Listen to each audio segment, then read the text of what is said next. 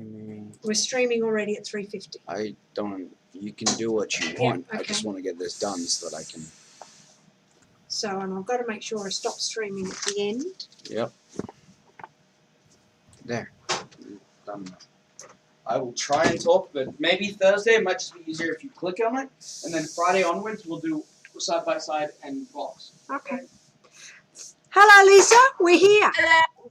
Hello, Lois. I've got to get our introduction. When learning is trauma, we're talking about when learning is trauma with all our guests. I've got it printed out now so that I can see it. I'm not doing it from memory, which is it. And I have put together a playlist on my videos of all the people speaking. I haven't got all of them yet. But anyone who's got a video on YouTube, I've been able to put together, and people can go and check them out. Well, that's terrific. Yeah, and see what's there. So I'm Lois Letchford. And I'm Lisa McCarty. And we are doing a series on when learning is trauma. I've had a lot of interest in it on LinkedIn. I've sent out all of our posters for advertising. I expect to see more of them, and I'll do more of those posters, and I'll do them on Facebook and Instagram and everywhere else, and I imagine you'll do the same. And I'm waiting for my editor to get a registration button so that people will email us as well, and we'll know who's supposed to be coming, so that way we can remind them to log in or check, you know, if they've missed it for whatever reason, or if the time zone is not great. They can go back onto YouTube and listen again. Oh, that's a good idea. That's the goal. That's the goal. Ah, Lisa. You're doing so much work on this, and it's fantastic. Well, you know, it's really quite interesting that it's something that has not been acknowledged, I don't think. And my sister has sent me another blog post, and I haven't read it yet. I haven't had a chance to read it, so I've got to go and read that, and that'll all be incorporated into the whole series. And I've written some blog posts about a lady in London who, Elizabeth Talkey, I think, I can't remember her last name, but she grew up in London, and when she was 2, they went back to Ghana, and she didn't learn to read there. And how that impacted her, and how you grow up feeling is stupid. And the most damaging one, I think, is when you sit in assembly and everybody points to the child and says, "You're dumb, you're dumb, you're dumb."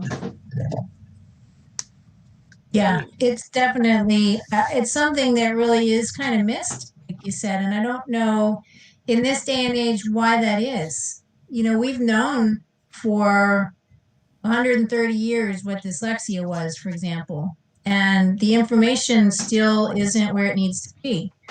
And that's why we're doing this series, so we can bring awareness to this, but also so people can tell their stories, and others might hear some stories and say, hey, that sounds familiar.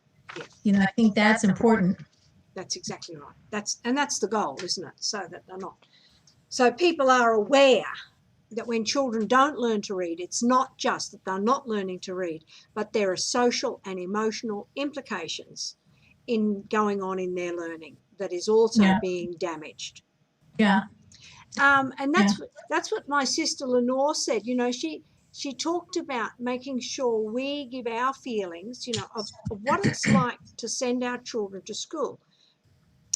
When your eldest one or the second one? My second and my youngest, my middle and my youngest. When your second one went to school, did you get the feeling in first or second or third grade, there's a problem? Well, it actually was a little bit before that. So it was in preschool, and I think I mentioned that I missed one of the classic signs of not being able to teach him the alphabet. Yeah.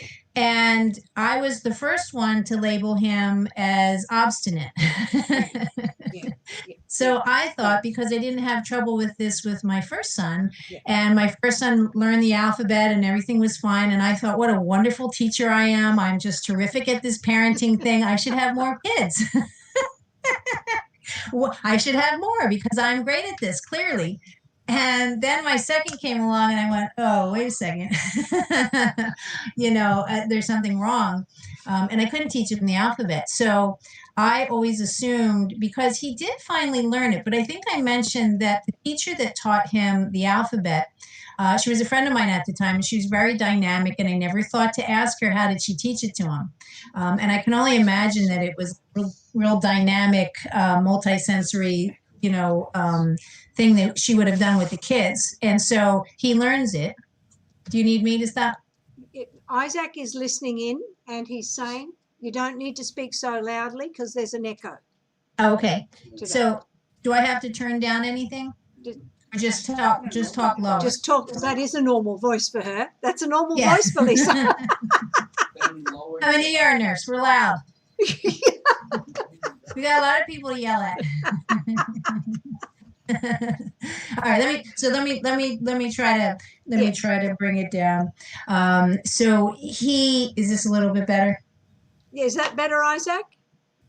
He's sending. Yeah. So I'll just keep talking again. So I because he learned the alphabet when he finally got into school, I just assumed that he didn't want to do it with me, that it was me, that he just was being obstinate. He just didn't feel like doing it. Then fast forward, when my youngest son came along and I had the same problem with him, I thought that, that my youngest son would have no problem once he got into school, but he was more severely affected by this, and he really did continue to have trouble with it. So when I look back to my middle son, that was the first red flag that I should have seen. Once he got into kindergarten, first, second grade, I think he had some trouble with reading. He did a little bit of one-on-one. He seemed to make some progress. But I think I also mentioned that he had tricks that he could use to get through the standardized testing. Yeah. So he was doing okay on the standardized testing, and so they deemed him as being, caught up and fine and didn't need any more help. Where here he did need ongoing help, but nobody recognized that. So my middle son wasn't as obvious. He's the one that flew right under the radar. And I think I mentioned before that a screener probably would have been better for him to pick up on some of this difficulty. Whereas my youngest son, there was an obvious problem from the start. Yeah. What I think about, when I think of Nicholas failing first grade, you can't do something parallel. How I wished I'd taken him out of school in grade 1. But if he had failed after a year with me, school would have come back to me and they would have said, it's your fault because you didn't leave him in school. And when we left him in school, he failed dramatically there with enormous repercussions and implications, which have never been acknowledged. So as a parent, you've got this decision to make. What do I do? Do I keep the child home, or do I send them to school? And you can't, it's an either or. You can't do both. Yeah. So what do you think the solution? I know you've mentioned that instruction has to change in the classroom, but do you also think that awareness of what these issues are? I think it's both. And well, the first thing has to be, the mindset. And I've said this before, that we cannot see these children who fail as failures. He's a child with a low IQ. He can't do anything. He's got no strength. That's appalling. We have to look at that kid and say, this kid's a future rocket scientist. How are we going to teach him? And it took, another 10 or 15 years before Nicholas's strength showed through to say, yes, he is a rocket scientist. So why do we have to have this failure in the beginning to get further down the track? I mean, it's the mindset that we come to it right in the beginning. The child's a failure and can't do anything. That's what's so damning. Yeah. You mightn't have had that. Yeah, and again with just in our society, the hierarchy that we place on certain skills, where reading and math and sciences are always at the top, and the humanities and the arts are always at the bottom.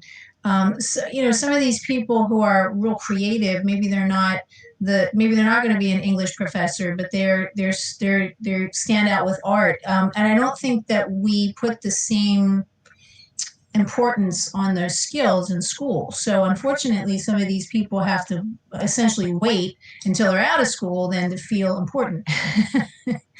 And that, I think that's damaging to your self-esteem. That's why in a curriculum with young children in particular, it needs to be multisensory, and it's not just learning to read and write, but art and music should be there, allowing them to build up their skills and provide opportunities to learn in different ways. Right, right. I just thought of something that happened when I think it was my youngest son.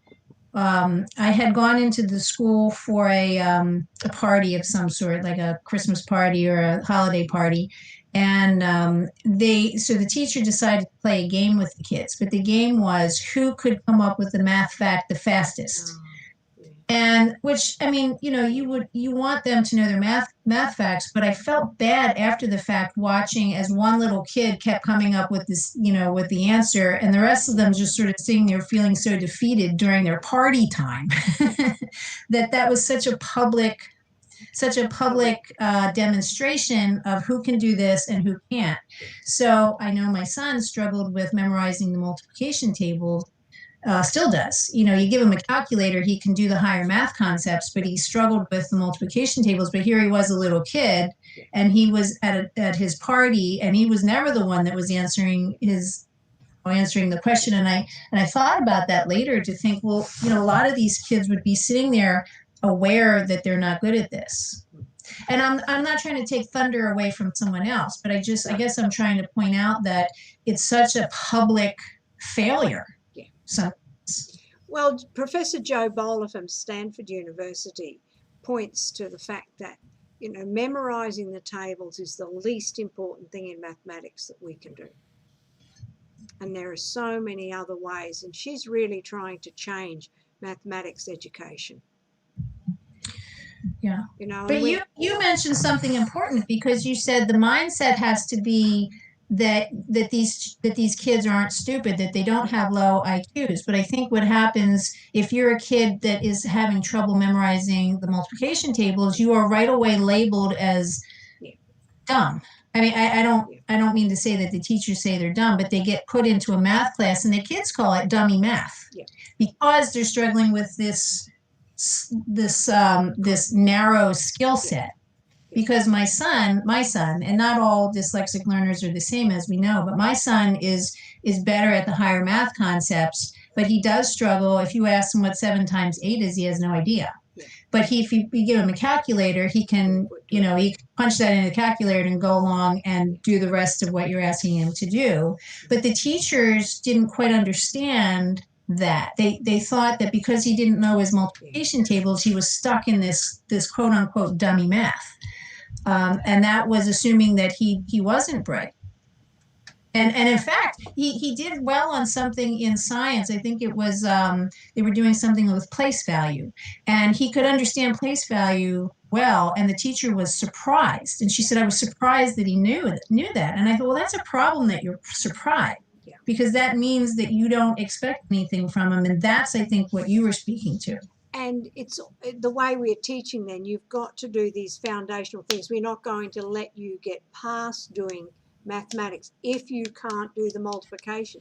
And I think that's where the problem lies as well. We see it as a sequential step rather than a concept. And once math and arithmetic aren't the same thing. No. And I think we have to make those distinctions. That I remember when I was in college, that's when I had physics together with calculus. That's when calculus made most sense to me, is because I put it together with physics. And I thought, oh, wow, now I see what's going on here. and that was in the college level, and I didn't have trouble with multiplication tables and things like that. But I guess my point is that there are different math is different than simple arithmetic and memorizing multiplication tables. Some students might be better at physics and calculus, and maybe they're better at geometry or whatever, but they struggle with these, what you're saying, like the basic first step, and they're not given that opportunity maybe to get that second step. My husband is a professor of civil engineering, and and he talks about he doesn't use numbers when he's doing his calculations for his students or when he's teaching, and how they don't like that. His students don't like that. And I've seen on the professor, rate my professor, he has an aversion to numbers. But it's not about it, because, and what he keeps saying is that the calculators and the computers do a far better job at numbers and make less mistakes than we do. But it's the critical thinking that we have to have. Right, that's interesting. Yeah. Yeah, and that's what he's aiming for. And I think that's what we're forgetting with our children. And Nicholas, his wife was talking to him about, well, what were you good at in elementary school, early in elementary? And Nicholas said, I wasn't good at anything. Oh. I was, at the bottom of the class in everything. Well, wait a minute though. But when did you introduce him to the Connects toy? It actually started in Oxford. They came in the packets in Oxford as a promotion in the breakfast. In the cereal box. Yes. Yes, I remember. And he loved them. He loved them there. And that was 95. And how old was he? 7. That's when they started. But he really only got into it in 99 when we were in the US. And he would still, okay. The interesting part is that the cost of Connects in Australia was very expensive. One box, the biggest box that you could buy in the US was about $100. The same thing was $400 in Australia. It's crazy. And it's that, and that really was out of our price range then. But when we came to the US, and you could buy $100, you could buy one for $100, but $400, you really balked at it. And that was significant. But at 7 years old, though, he knew he was good at that. He was good at that. He was good at Lego. And this is the other part. We had Nintendo. And we bought a Nintendo set in England for them for the 6 months. Nathaniel, my eldest, would zoom through it, speed of knots. Nicholas went through and he would click out every brick. And he would come to Nathaniel and say, I found this, and I found this, and I found. So Nicholas's persistence, even at this level, is what was ignored. And he thought he had no strengths? Yeah. And the school didn't even being. So I'm asking, he thought he didn't have any strengths, even though he was very good at certain things. Like his perception of himself as a student was very low. Yeah. And that's a shame. Even in hindsight. Yeah. That's what I mean. Like that's the level that affects somebody. Yeah.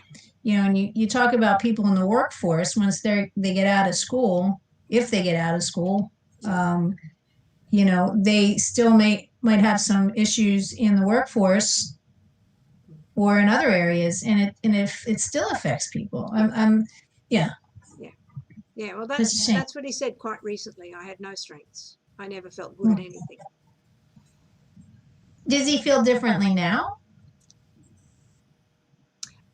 That's a good question. I think, yes, he does feel differently now, because he says, I can tell you exactly where I am in space. And he really hates Google Maps, and I don't know if he hates Google Maps, but he hates the navigation system because his brain is equal to that. That's crazy. So he's not stopping to ask for directions. No. And you put him, and he loves the maps, loves maps. And that's what I found interesting about the way I taught him, was that tapping into his strengths was by accident. Yeah, you mentioned. And it's something that he loved, and he learned that he loved it and it was so much fun. And that was Well, found I interesting. remember how in the book, I have it somewhere. Here it is. Can I show it? Yes, please show I it. don't know if this will be backwards. Will it be No, backwards? it's perfect. Reversed. I can read it. And in the book, the I forgot what I was going to say. What were we just saying? I was The going to say something strengths about. and the Oh, mapping. right. So in the book, you mentioned that the teacher said he had no strengths. And then I think were you in Oxford when he wanted to see the map, the actual map of something or other? Captain Cook, yes. And then you said, "Oh, wait a second. How can you call this kid dumb?" Yeah. If he's asking to see this. Was that the first time you really realized that he Yes. was Yeah. not what they said? That's right. And, you know, and he, in reality, he asked me twice, can we see Captain Cook's original maps before I called up the British Museum? And it was then my child's been thinking about this. Mm-hmm. He's retained the thought, and I haven't given him a satisfactory answer, which is what surprised me. Yeah, and that's when I really realized this question doesn't come from a child with a low IQ. Right. Yeah. You know, and that was really important for me to see him as a child who has some strengths.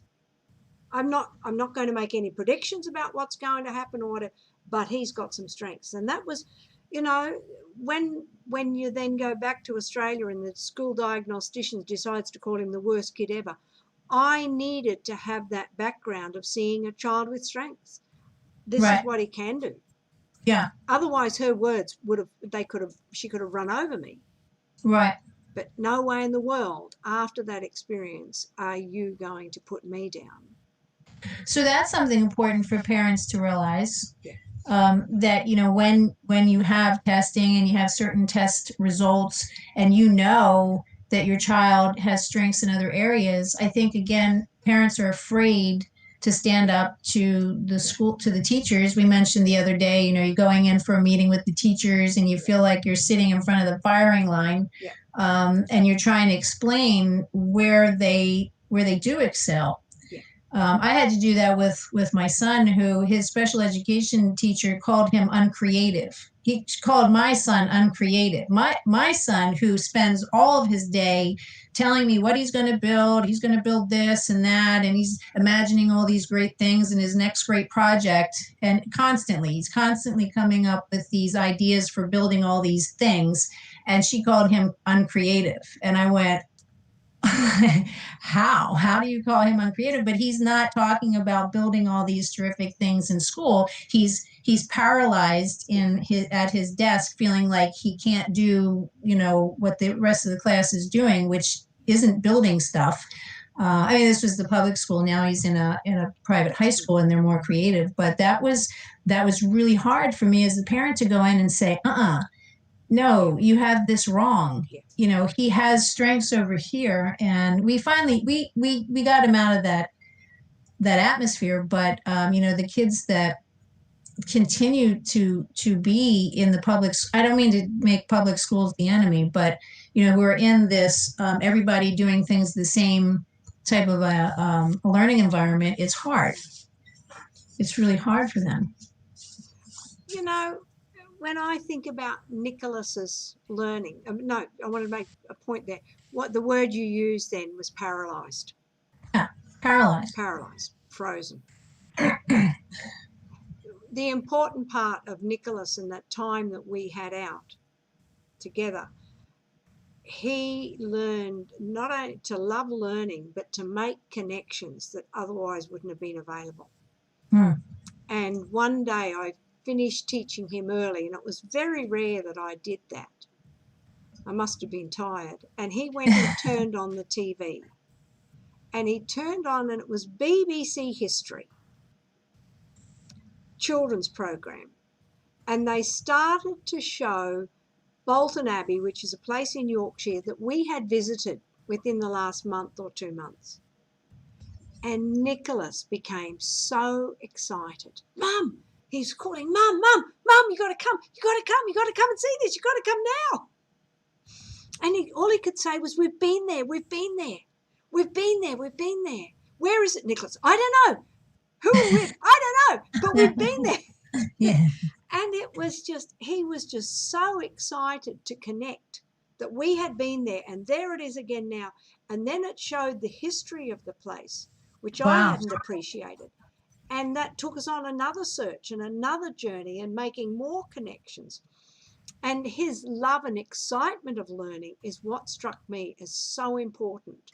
Yeah. And when we talk about structured literacy, that's what we forget.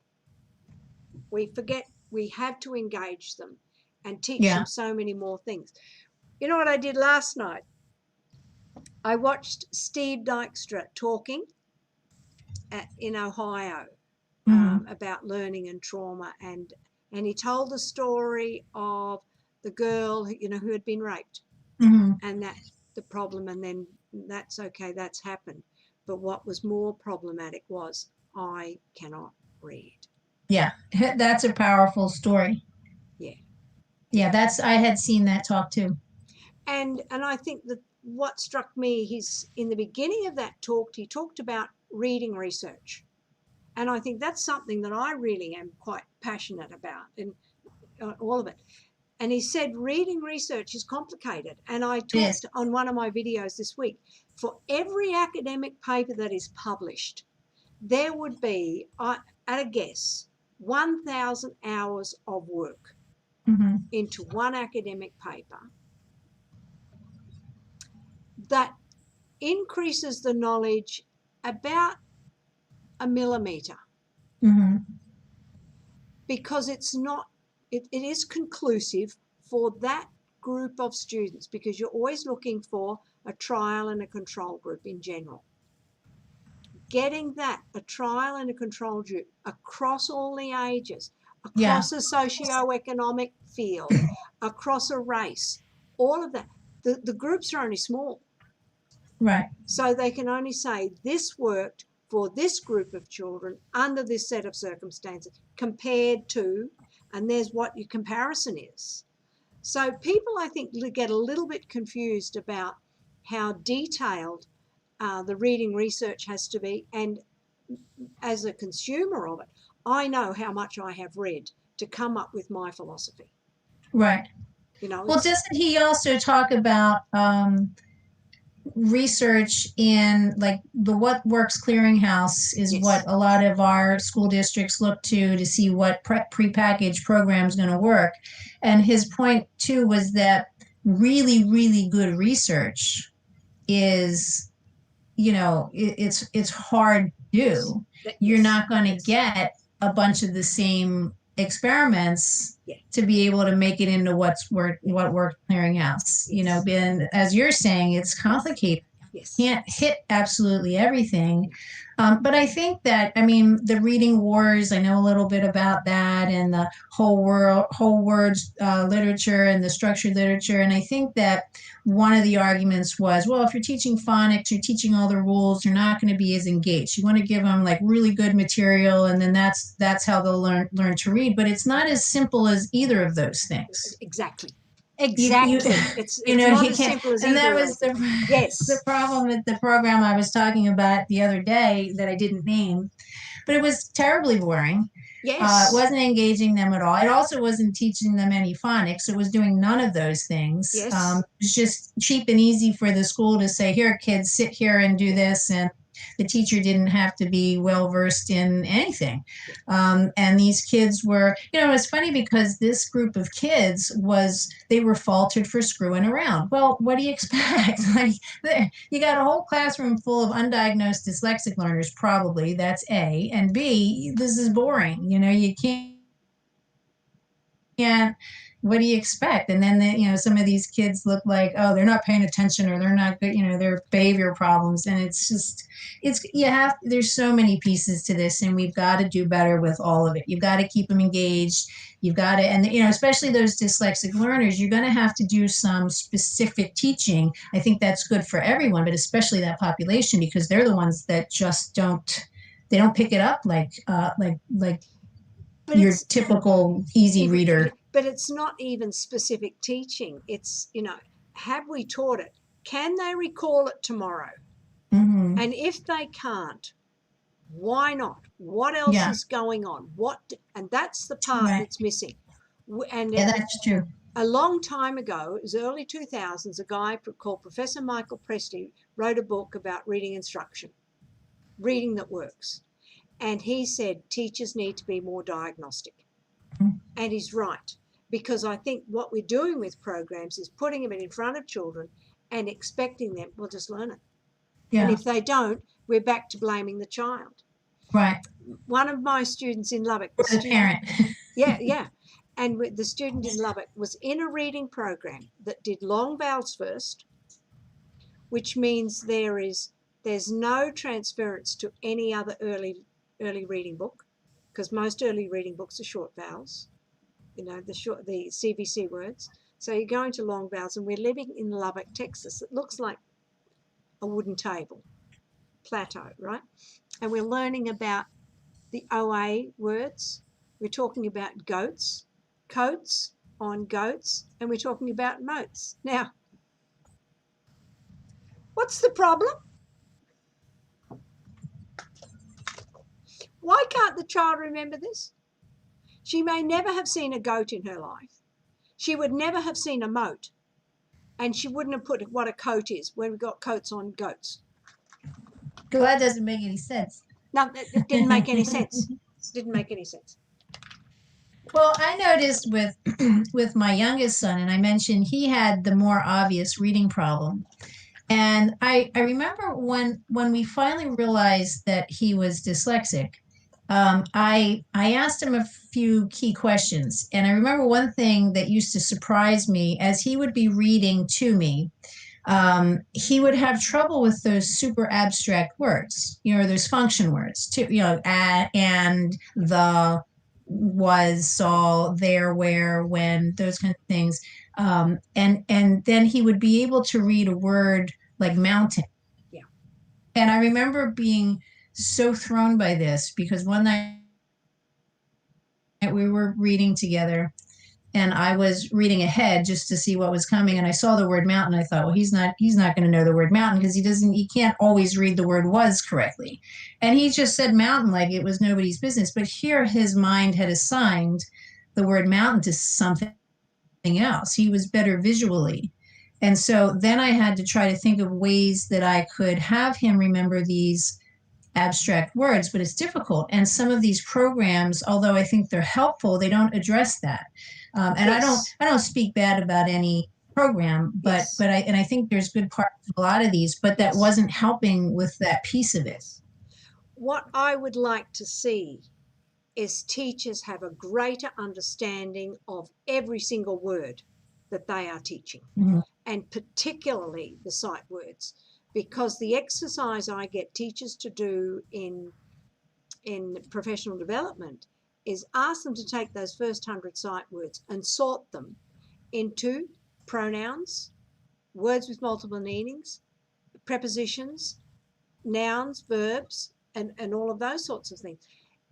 Many teachers struggle with that activity to start with. And then we fail to recognize that these words often have more than one meaning. Even a word like on. Turn the light on does not have the same meaning as the cup is on the table. Yeah. I think we take that for granted. We do. And we assume that if the child has read the words correctly, therefore they've created the right picture in their mind. Yeah. And that's an assumption. We've got to get rid of these assumptions about children's knowledge. Yes. And here's something that goes with that sometimes the teachers, in talking with the kids, they assume that the kids know what they're talking about. Yes. But the child might not have a good understanding of what you've said if you're using a word that they have a different meaning for. Yeah. And then we say, well, the kids aren't paying attention, or what, there's a lot of reasons why these poor kids would feel paralyzed in a classroom because of some of these things that we're talking about. These are the kids that aren't picking up, multiple meanings of a word, as you're saying. If you run down the street, that's different than having a run in your pantyhose that nobody wears anymore, or paint running down the wall. You might not be able to, get the meaning of that Yeah. easily. That's right. And even as the language gets higher, then we use analogies, and the river snaked its way through the mountains or whatever. I mean, we totally lose our children thinking it's Yeah. only decoding. Yeah. Well, I'm reading a book with my son, and it's a tough book to read. And it's actually, there's a lot of French words, and it's just hard for, because of the words look different. And so it's very hard for him. But there are a lot of analogies in there. And I find myself, as I'm reading, I think, well, that makes sense. But then I stop and I question him because I have to make sure, did they really mean this? Or do you think it was, a metaphor for something? Just to see where his thinking is, because I have to be conscious of that. What I think makes sense, or what I realize is, I can't think of an example, but what I recognize as a metaphor might just be in his mind something that he's taking quite literally. Yes. What's the book you're reading? Well, I don't want to mention because it's right. really not an appropriate book for teenagers, but I think that the school wants them to read it because it's so raunchy and they'll pay attention to it. I mean, I think that's a brilliant idea, but I don't want parents out there going, see, you're reading the wrong stuff. So I'm not going to say. Absolutely valid. Because I was thinking there's a book. There's a few choice words in there, but that keeps them engaged. There was a book about, an island, and it's a fairly famous common book, and it's got the French words in it, and it's got dialectic speech in it that made it more difficult. And it was a fairly common book that the kids would read in 5th or 6th grade in Texas. I can't remember the name of it now, but that's all right, yeah. But this is a book about cooking. This is a book about cooking, and that's all I'll say about that. And a lot of people might know the book. Yes, that's fine. And I didn't pick it. The school picked it. Yeah. But there's a reason for that. And one of the, as I say, I read a lot of academic literature, and there's a few papers that really stick in my mind. And one was a paper called The Difference Between Skilled Readers and Unskilled Readers, or what skilled readers do and what unskilled readers do. And it was fascinating to me, and I still remember reading it, and I can talk to you about it now. It was over 20 years ago that I read it, because it so resonated with how we teach and how we see children. Yeah. And we teach the unskilled readers in this way, irrespective of whether we call them dyslexic, learning disabled, or whatever. And this is what we do with this is what the skilled readers do. So, so I spend a lot of time trying to make sure my unskilled readers become skilled readers.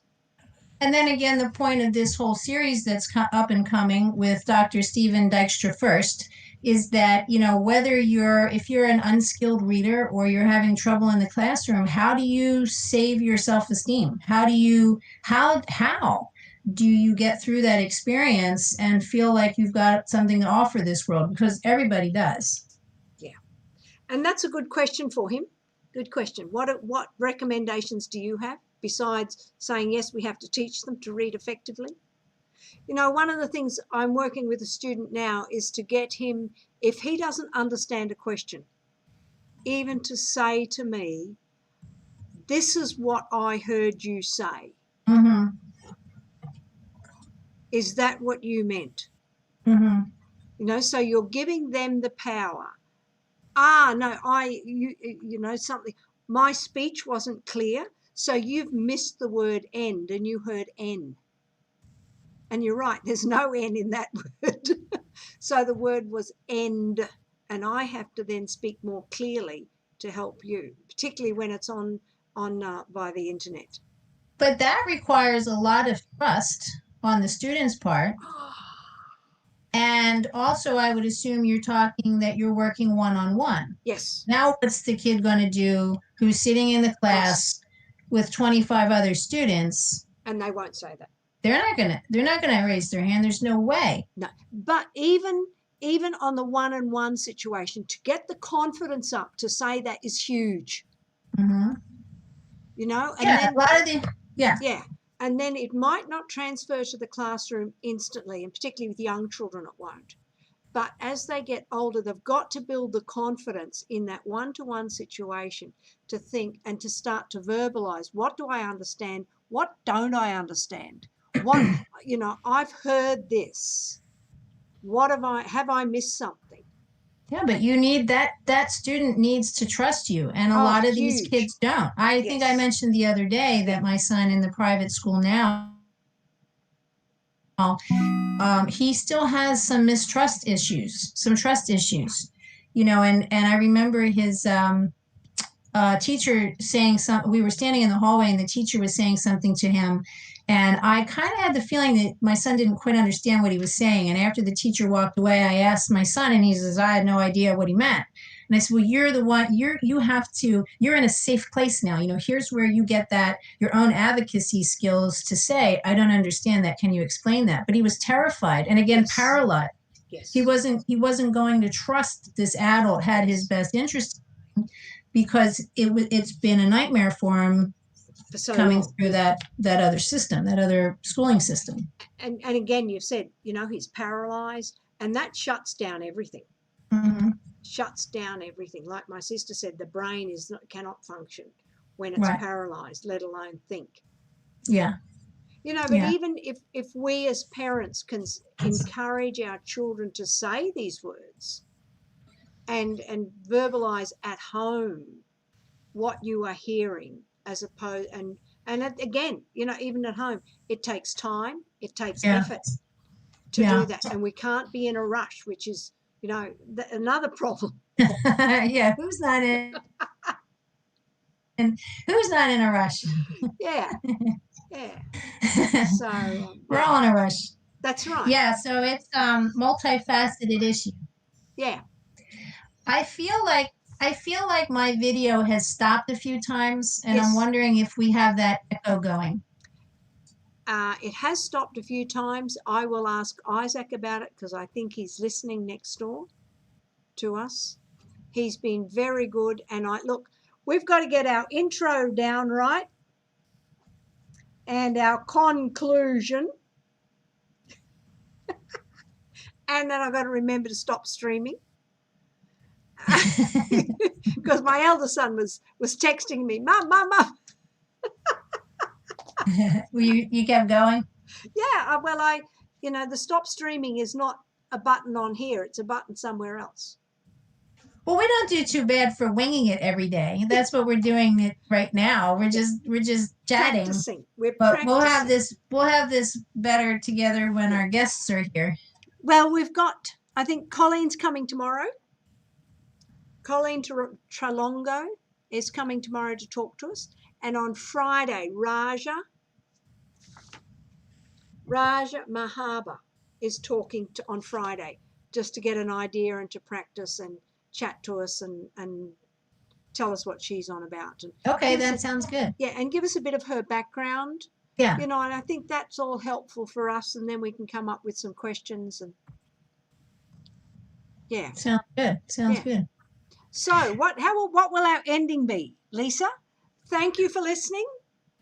I like that. Thank you for listening to When Learning is Trauma. Contact us, connect with us on Facebook, Twitter, LinkedIn. Join us. And thank our guests for your time, for your expertise, and all the takeaways that you have given. I think that's perfect. I'll write it down. You like it? Thank you. Thank you, Lisa. And I'll talk to you again tomorrow. Okay, stop streaming. Stop streaming. We'll talk